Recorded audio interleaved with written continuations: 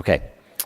So I thought with Lent starting that we could discuss kind of an important concept in just the spiritual life. And, George, are we recording? Okay.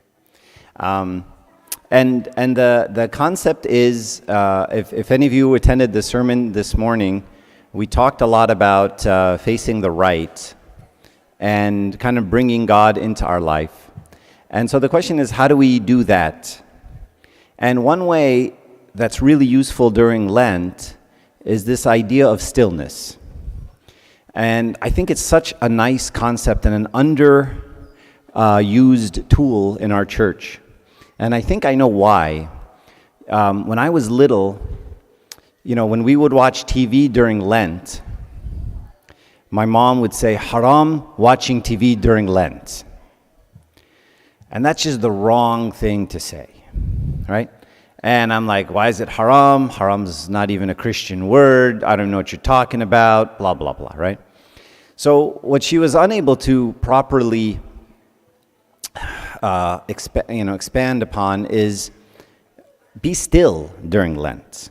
Have less distraction during Lent. Have less input during Lent.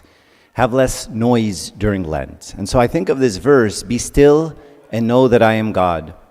And I think this is such an important concept in Christianity because for some reason, as you can see, our churches are very noisy.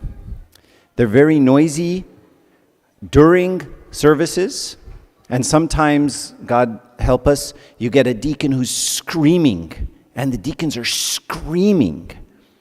And you're like, why is everyone screaming? I just came back from Egypt. I was there for a few weeks. And I figured out why we scream. Because they have them on the loudspeakers, screaming. I'm talking about mosques. And so you come from a culture that's very loud, and prayer to God is loud and screaming, and the mosques are competing with one another, each one out screaming the other one. And then you come to church, and they're the deacons competing with one another, each one out screaming the other one. I'm like, I get it. I see where they got it from. And that's really not Christianity. Christianity is a lot more quiet. It's a lot more still. It's a lot more contemplative. And so when I think about stillness, if you think about being a kid, right, half of raising children is what? Teaching them to be still, right? And especially in church, right? They come in, they make noise like Sherry's kids do, right? And we say, shh, be quiet, give them food, give them a toy, give them something. Everyone has to be quiet, right? If we see them running around, we say, stop running, don't walk. Negi sees a kid running, he yells at him, right? And we want everyone to be still, okay? And that's nice. That's children's stillness. But then we become adults. See that? No stillness. And it's like he's making my point. And then we become adults and we're like, okay, we've mastered the stillness thing. As a matter of fact, I don't see any of you moving, right? There's no one's fidgeting. No one's moving around. No one's standing up. You're really good at this. The problem is it's an exterior stillness. Inside, this thing doesn't stop. This thing's processing all the time. Even when you're laying in bed and not moving, eyes closed, it's dark. This thing there's no stillness. And so as we move from children to adults, as we move from children to adults, they're all just doing this now. As we move from children to adults, we have to move the outer stillness, the physical stillness, into a spiritual stillness, a mental stillness, right? We have to just be calm mentally, spiritually, so that things don't bother us, right? And that's sort of the progression of being a Christian, right? So the church has to push that a little bit and say, all right, now we're all good at standing still. Now let's be still, really still, right? And calm. Right? And I remember Abuna Sidaros, God rest his soul, he used to talk about the ocean, and he would say, when there's a storm, and it's raining, and the winds, and the waves, and everything, the only place you see the storm is on the surface. He's like, the fish don't know there's a storm, right? The fish are 100 feet down. They're like, huh? We're always just wet. This is just normal for us, right? And the people on the boats on the top of on the surface. So he talks about the deeper you go, the less things perturb you, right? The less the storm moves you. Storms are only for people at the surface. And that's why you meet people, no matter what's happening, they're just kind of calm. Just like, we're going to get through this, right? Why? Because they're existing at a very, very deep level. And we see this really during like natural disasters, terrorist attacks, storms, hurricanes, earthquakes. There's people who just get freaked out. We saw it during COVID, freaked out. And then there's just people who are just at such a deep level, they're like, I'm with God and God's with me. Is there a storm going on out there? Is there a storm in the world? Is there something happening? I'm here. Right? And that's sort of where we need to push ourselves. And Lent is a great time to do that, right? Just to go deep, to be still, to focus on that quiet. We went to the nun convent in Alhambra. It's a Catholic convent a few years back. And there was another trip there, and they were on a quiet retreat. It was all adults, 3 days, not one word. You're not allowed to speak. I'm like, what a great idea, especially for a few people I know. Right? So they go on this retreat for 3 days, and all they focus on is not speaking at all. Quiet, stillness, read, contemplate, pray, look at nature, do anything but talk. Wonderful, right? That's like such a cool practice, very, very Christian, right? It's kind of the opposite of let's see which deacon can yell louder and how loud we can get the church to be, right? No, it was let the record reflect that Michael said that was a women's retreat. No, there were men there, but they weren't struggling as much. Anyway, so that was uncalled for, and you did that to me. You brought me down. Yeah, put it on the list. Okay. All right, so how do we do this, right? Well, slowly our prayer goes from being loud to being quiet, and our fasting can go from being loud to being quiet, right? Because we can fast loudly, right? We can fast. Does this have whey in it? Does this have butter? Oh no, I'm fasting. We can fast very loudly. We can fast very boisterously. We can fast obnoxiously, right? Or we can fast just quietly. I remember Abuna Krylos talking about, even if you have a plate of fool, right, very, very fasting, and you really want it, and you've made it with garlic and kamun and everything else, and it tastes good, just take it and set it aside for a minute. Let it get a little cold. Don't satisfy your craving for even food immediately, right? Push yourself. Fast quietly. Always push against yourself. So when you think of your parents, I want you to think back to a time when you felt your parents' love the most, right, growing up. A moment when you felt the tenderness and love of your mom or dad the most, right? We can always, hopefully, we have a memory or two of that. Usually there's a ship involved in my life, but there were a few moments between shipshibs that there was some love and tenderness. And if you can think back to the moment, what was the moment like? Was it loud or was it quiet? Right? And I think of moments where you just have your parents just kind of put their arm around you and no one says anything. It's not when they bought you a car or bought you something you really wanted or paid for a trip. That wasn't when you felt love. You felt love when someone's arms around you and no one's saying anything. And it's just still. And it's just quiet. And the moment resonates louder than any other moment with your parents. At that moment, I knew my dad really loved me. The way he held my hand and we didn't exchange a word. And so you can see this monk sitting there kind of watching the sunrise. Those are the moments. That's where we see God. And we only hear God in stillness. We don't hear him in chaos. We don't feel him in noise. We don't feel him when our schedule is stacked and we're going from thing to thing to thing to thing. We hear him when it's quiet. In fact, We hear him the loudest when it's quiet. I'll take it a step further. We only hear him in quiet. And not just the quiet, audible quiet, but inward quiet, inward stillness.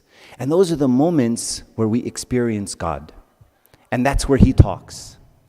And he doesn't talk in the hissa, right? And the screaming and the loudness and the chaos.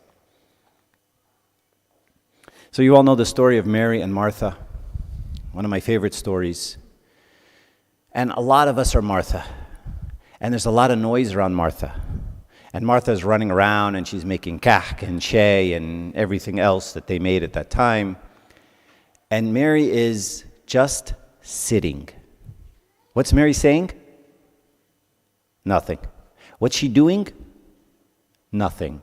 She's like that, she's on one of those Catholic retreats. She's just sitting with Jesus. There's that story of the person who used to go into the church and just sit in the back of the church, and the priest noticed him. He would just sit there.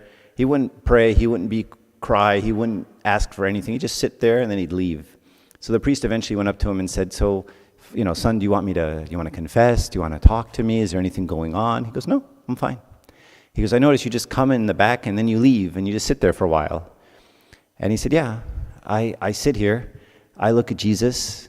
He looks at me. And we're both happy, right? I just want to be in his presence. So on my way to work, I come and I sit, and we just look at each other. What do you pray? Rosary, Psalms? Nothing. We just look at each other." And I imagine that's what Mary did. And Christ called her out and said to Martha, he said, she's chosen the better path.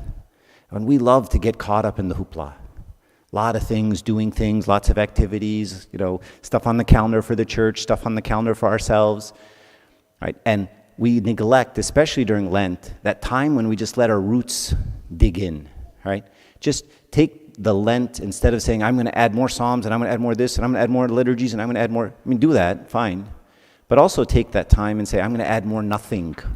I'm going to schedule nothing. And what am I going to do in that nothing? Absolutely nothing. What prayers am I going to say? What book am I going to read? What sermons am I going to hear? Not necessary. Just be. Look at him, and him look at you.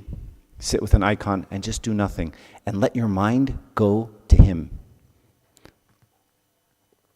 So I want to read you this story from Elijah. And then it's kind of long, but I like this story, so I'll read it to you. And then we can end with that. So this is a story of Elijah. You guys know Elijah? Ragel. Now Ahab told Jezebel, you guys know who Jezebel is? She's an Old Testament queen. Nice queen? Not a nice queen. Told Jezebel everything Elijah had done and how he had killed the prophets with the sword. So Jezebel sent a messenger to Elijah to say, "May the gods deal with me, be it ever so severely, if by this time tomorrow I do not make your life that one of them." Right? So what she basically say? God have mercy on me if I don't kill you too. Okay? Now you guys know Elijah, right? Does Elijah back down from anyone? He's not scared of anybody. But let's see the next verse. Elijah was afraid and ran for his life. Because, some people threaten you, but when she threatens you, you all the husbands know what I'm talking about. Okay, so she gave him a look, and she gave him a threat, and he got scared. And Elijah doesn't back down from anybody or anything. So it's pretty impressive that she scared him. I can imagine the look. Elijah was afraid and ran for his life and went a day's journey into the wilderness. He came to a broom bush, sat down under it, prayed that he might die. So this really affected him. "I've had enough, Lord," he said. "Take my life. I'm no better than my ancestors." Then he lay down under the bush and fell asleep. All at once an angel touched him and said, "Get up and eat." He looked around, and there was by his head some bread and some baked bread over hot coals and a jar of water. He ate and drank and lay down again. The angel Lord came back a second time and touched him and said, "Get up and eat, for the journey is too much for you." So he got up and ate and drank, and strengthened by that, he traveled 40 days and 40 nights until he reached Horeb, the mountain of God. There he went into a cave and spent the night.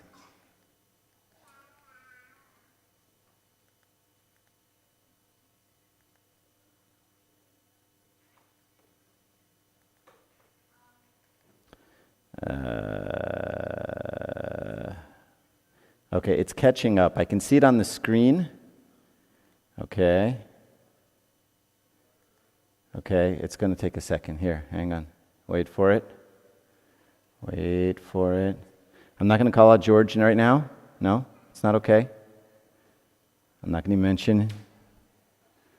Where's George? Oh, he's not here. I thought he was here. He left. Okay, so I'll tell you how this rest of the story goes. So then he went up to this mountain, and then the angel told him, God is going, he said, get up and stand on the edge of the outside. God is, oh, there it is, okay. Then a voice, okay, here we go. I'm gonna, okay. So in the top left corner, it says, the Lord said, go out and stand on the mountain in the presence of the Lord, for the Lord is about to pass by. So he's told that God is going to pass by. Then a great powerful wind tore the mountains apart and shattered the rocks before the Lord. But the Lord was not in the wind. After the wind there was an earthquake, but the Lord was not in the earthquake. After the earthquake came a fire, but the Lord was not in the fire. All right, so here's the three things that happened. God told him, get up, stand on the edge. The Lord is coming. And then there was an earthquake. Well, there's wind, then an earthquake, and then fire. Big things. Hoopla. And it said, and the Lord was not in those things. After the fire came a gentle whisper. When Elijah heard it, he pulled his cloak over his face and went out and stood at the mouth of the cave. So the Lord was in the gentle whisper. And ultimately, this is the only place we hear the Lord. It's in that gentle whisper. And in that gentle whisper, God is louder than in any other time. When your head is completely clear, you are totally still on the inside, and then God whispers gently. Then a voice came to him saying, what are you doing here? I've been very zealous for the Lord, etc., etc. Okay. All right. So God is always in the gentle breeze. I think that the important takeaway from the story is that's where God is. I'll pass. Okay. And so what we find in the world, especially now with the internet age, is there's just too much information in the world. There's too much happening. There's too much bombarding us, phones blowing up, notifications, blah, blah, blah. There's just sources of information, and there's just a lot. And unfortunately, this is translating into our spiritual life, right? Where spiritual life becomes a form of information gathering. Right, where I have sources, I have quotes, I read things, I can listen to multimedia, I can listen to sermons, a million different ways for me to interact with God using a screen. And although, these things are great and Facebook has its place and the phone has its place and the internet has its place, right? Our interaction with God isn't always going to happen through a screen. It must sometimes happen quietly, on a walk, interacting with nature. And those of you who take walks and interact with nature and have that still time know that your prayers at those times are the most effective prayers, the deepest prayers. That's when I know God is with me, when I see Him and He sees me. Right? So one of the things I hope we do during Lent, just to kind of go back to the sermon of focusing on the right, focusing on bringing God into my life. To me, Lent is always a great time to bring God into my life through absolutely nothing.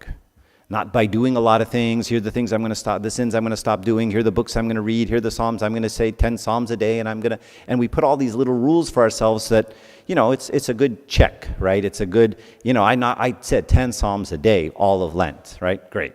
Post it on Facebook, people will like it, and move on, okay? But that's not where we're going to find God, right? Let's focus on that stillness and that inner peace and make that our exercise, is to set aside some time a day to do absolutely nothing, right? And just to be with God and Him to be with us.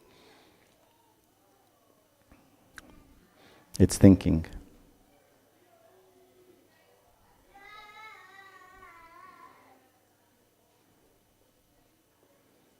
This next slide's going to be great. Just wait for it. I'm building up anticipation.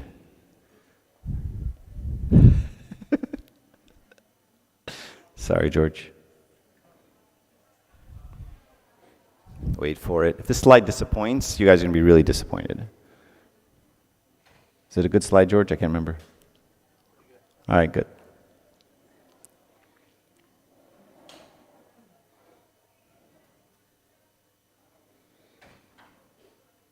Oh, it's graphics. That's why it's taking a long time.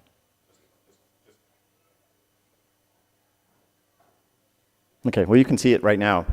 The two pieces of art there that depict Jesus walking on the water. And if you look at the two, they tell very kind of different stories. The one on the right, that icon, is there's a chaos, right? Because clearly when Peter walked on the water, it was chaotic. There's a storm, there was wind, there were waves, there was lightning, thunder, all the things, okay? But when you look at the icon, you don't feel chaos. What do you feel? There's a peace there, right? He's looking at me, and I'm looking at him. And although the world is all around me and it's chaotic, our eyes are locked. And no matter what happens around me, my eyes are locked. And there's this peace once Christ grabs you, regardless of the situation you're in. And we've read so many stories of people in situations like jail and beatings and terrorism, and there's that feeling inside them, right? Nothing's shaking them because he's looking at me and I'm looking at him. And in the other picture, right, they're trying to depict the scene, right? And they're depicting the chaos. In fact, this artist, he wrote in the top little corner there, you can't see it, but he wrote, I wanted to put Peter as the focus of the picture because Peter is the only man to have ever walked on water. Which I didn't think is very Christian. Because Peter didn't really walk on water, did he? I mean, he did, but we know he didn't do anything. So we can't really give Peter a lot of credit for walking on water, although he is the only human to ever walked on water. It's a very person-centered, human-centered picture, a human-centered theology. Look what Peter did. Peter didn't do anything, right? And so that picture, that artist is focused on man. He's focused on the chaos. Look at the waves, and you can see the waves kind of going in different directions. It's very chaotic. There's water in the boat. There's a lot of fear. It's focused on the chaos. It's focused on the news feed, on your phone, on the internet, on all the posts that are coming in. Whereas the deep spirituality of the icon is saying, no, let's focus just on one thing. And that's it. Right? So I encourage you all, I think the kids are here, I encourage you all during this great Lent to do just that, right? Take the time, once a week, once a day, once a month, whatever. Take the time and focus on doing nothing and focus on that stillness, me and God, sitting as Mary did by his feet and not running around like Martha did. Does anybody have any questions or comments? It's so loud out there. No stillness out there. Okay, and glory be to God forever, amen. Let's stand up and pray really quick. Make us order to say with all thanksgiving, Our Father who art in heaven,